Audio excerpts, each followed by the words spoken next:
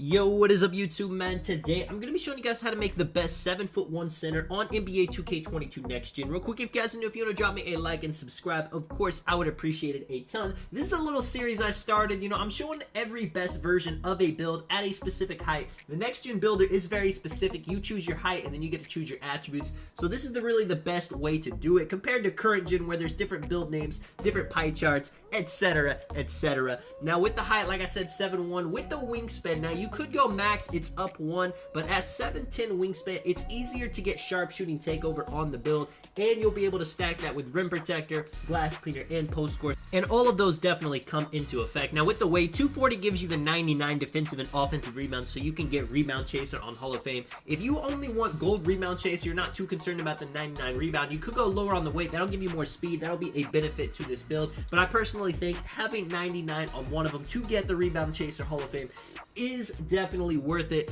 Now, one thing special about a 7'1" center is you can get the ball handle to a 50, and you can get unpluckable, you can get glue hands. That's not going to make a ton of difference, but on something like a 7'3" max wingspan center that doesn't have any ball handle upgraded, you can definitely tell the difference. Now, with the pass accuracy, I just put it to 71 to get the break starter on gold. It's definitely beneficial having it higher, something like 85, but it does take a lot of overall points, so that's up to you. It really depends on how often you play Pro Am and Rec. If you just play Park, 71 is fine. With the defense, now it's got very decent perimeter defense and steal for being a tall center build. You see, you get badges like Interceptor, even Pickpocket on bronze, Ball Stripper on silver. This build isn't meant to be a perimeter defender, but if you get stuck guarding somebody, you can definitely hold your own. You see the 99 defensive rebound, 97 block to get the Rim Protector Hall of Fame, and I have interior defense at a 90 for the Brick Wall Gold. Now the offensive rebounds at 84, you may want that higher, but since you're going to be spotting up shooting a lot, it's not the most important stat. It's up to you if you want to give up any attributes to increase it. You could lower strength or vertical to do that, but me personally,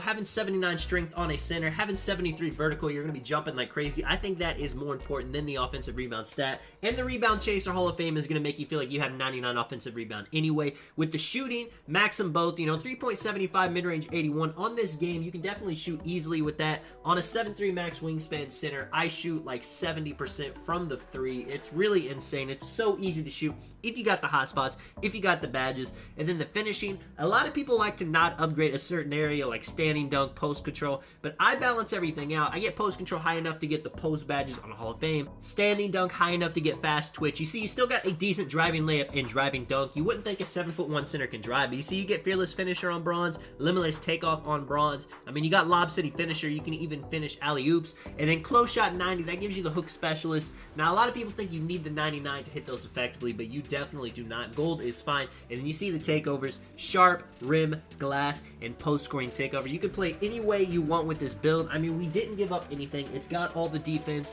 all the shooting, all the post control, post spins, standing dunks, driving dunks, layups, close shots. The only thing this build can't do is dribble with the ball in its hands, and it has unpluckable though, so if you are in a situation where you're moving with the ball, hopefully you're not going to get plucked by every 99 steal lockdown in the game. Taking a look at the stats, just remember this is not current gen. On next gen, you do not get a +4. These are the stats you're always going to have. Now, there is one thing though, when you choose to go to college, you do get extra badges. So if you want to choose a college where you get 4 extra shooting badges, 4 extra defense, it's definitely a big decision. And based on how you want to play, think about that. You can even look in this screen. Maybe there's a few badges you can't get. You can get 4 attribute points in those categories to kind of balance your build out. With the finishing badges, hook specialist and pro touch. Now, if you like doing post hooks, those two are must-have badges. It's impossible to miss a post hook if you have those on, if you can time it well. But if you don't like doing hooks, you just like doing standing layups under the rim, then you do not need either of those, and you're gonna have a lot more badge points. Things like fearless finisher, limitless takeoff are nice. Having just unstrippable on bronze is huge. If you ever get stripped under the rim a ton, having that bronze badge will save your life in many situations. Fast twitch, very good badge. Same thing as grace under pressure, posterizer. Now, a lot of people think mouse in the house is a great badge, but just being taller than your defender in general is usually enough to help you hit the standing contested layups under the rim. But if you want to take off any of the badges to put it on, hey, I have it on my 7'3". I definitely like it. With the shooting badges, thinking that you are going to be spotting up somewhere in the corner, maybe on the perimeter, catch and shoot, corner specialist, deadeye, all great badges, hot zone hunter. Now your mid-range shot is your post fade, so for me personally, I like to have fade ace on Hall of Fame. Now obviously, if you're not somebody that fades, that's going to be useless. You don't need that on. You can put on a badge like Limitless Spot Up, Green Machine, Lucky 7. It's all going to help, and you do get Sniper Hall of Fame on this build, which makes it that much easier to green your shots, no matter whether you're shooting from the mid-range, Limitless, the corner. With the playmaking badges, you're going to want some bullet and break starter. Now, Unpluckable and Glue Hands, it's just going to make it where those situations where people think they can just pluck a center because they have no ball handle. You do have some ball handle on this build. If somebody's hitting you on a roll, your player is going to be less likely to fumble the ball, and he can just go up immediately. It's just something underrated that not a lot of people are going to think about when comparing a 7-1 center to a 7-3 and the things you have that they can't do with the defensive badges.